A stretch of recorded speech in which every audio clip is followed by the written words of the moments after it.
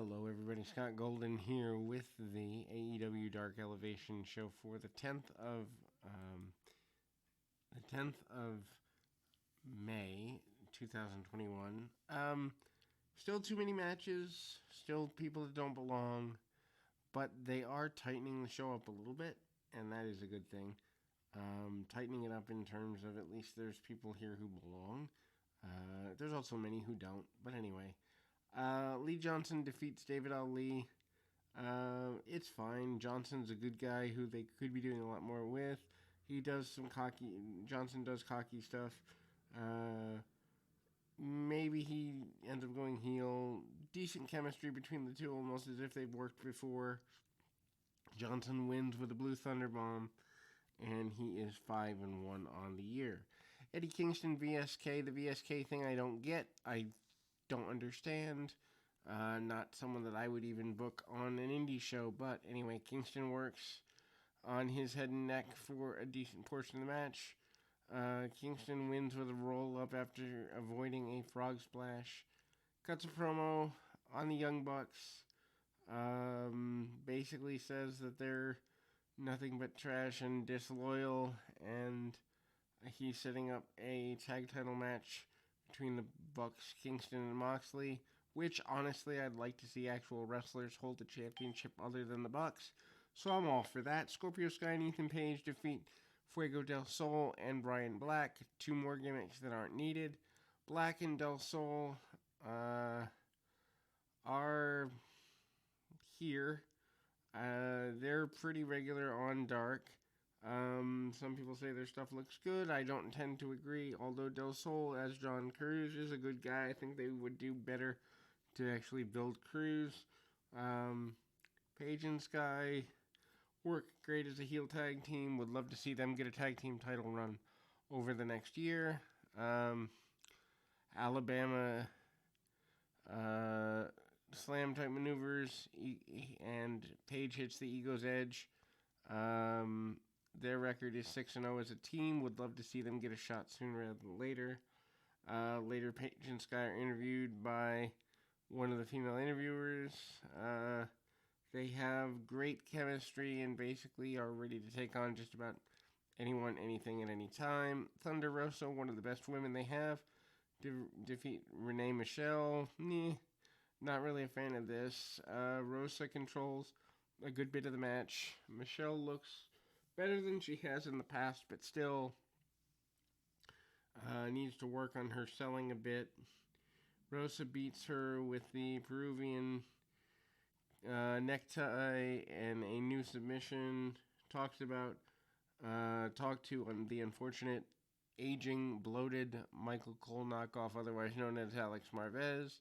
Talks about explaining her arsenal and her feud with Britt Baker. She also talks about the NWA Women's Champion Sharina Deeb.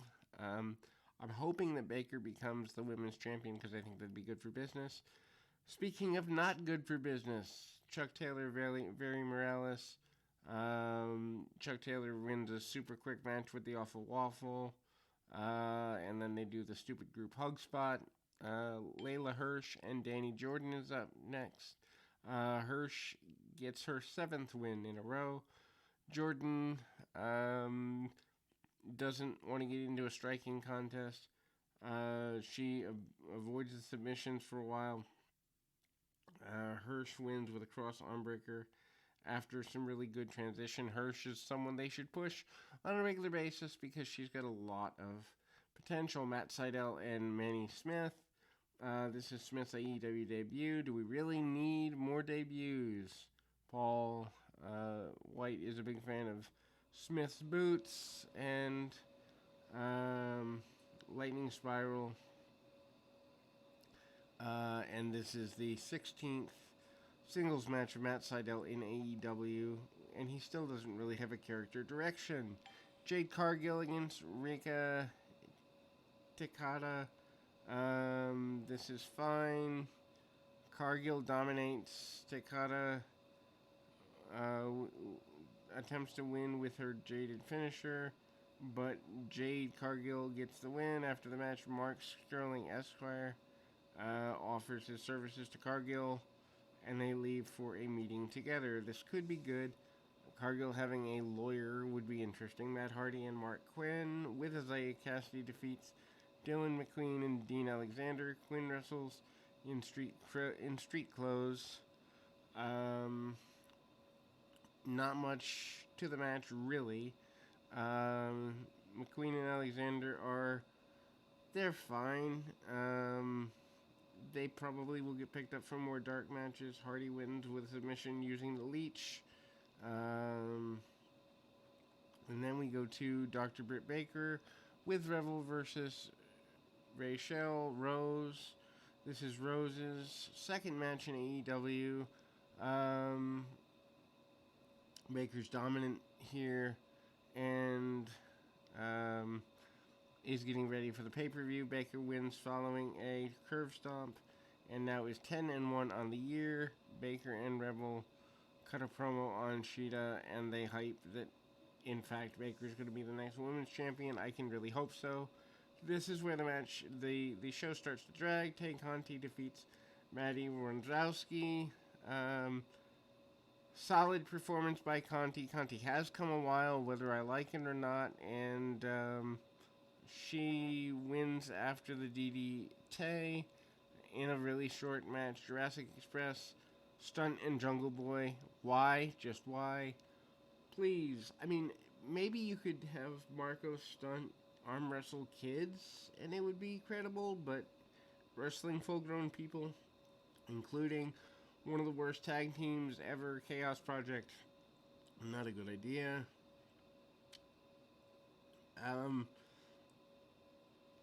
Stunt and the Japanese deathmatch guy have got to go. Luther did throw Stunt around pretty well. Stunt picks up a win with a double team. Jungle Boy should be split away from this group ASAP.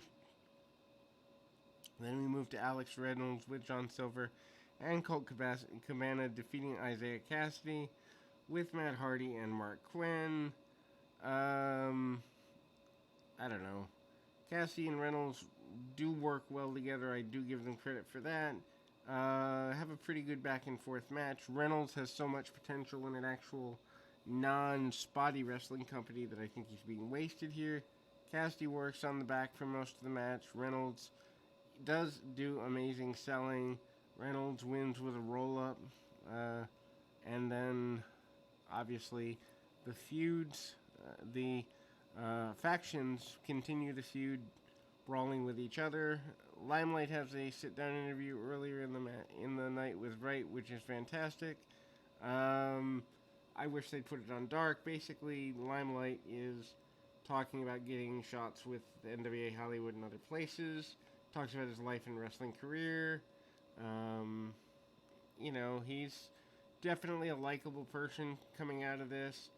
Moxley's headed into a IWGP US title match.